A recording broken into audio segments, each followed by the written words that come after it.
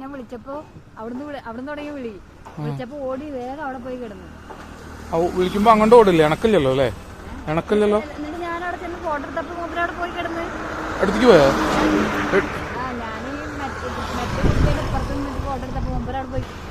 ഇത് നമ്മൾ ഇന്നലെ രക്ഷിച്ച ആ ജീവൻ്റെ വീഡിയോ ആണ് കേട്ടോ.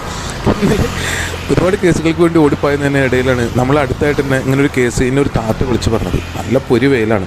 ആ താത്ത എവിടെ പോയി വരുമ്പോൾ ഇങ്ങനൊരു കേസ് കണ്ടപ്പോൾ നമ്മുടെ വീഡിയോ ഒക്കെ കാണുന്നതുകൊണ്ടായിരിക്കും താത്ത അപ്പം തന്നെ ഫോട്ടോ വീഡിയോ ഒക്കെ എടുത്ത് എനിക്ക് അയച്ച് നോക്കുമ്പോൾ തലയിൽ നമ്മളെ വേസ്റ്റ് പിന്നിൻ്റെ ടോപ്പില്ലേ, അങ്ങോട്ടും ഇങ്ങോട്ടും ചായണ അടപ്പ്, ആ അടപ്പ് കുടുങ്ങിയിട്ട് ഒരാളവിടെ കിടക്കുന്നുണ്ട്.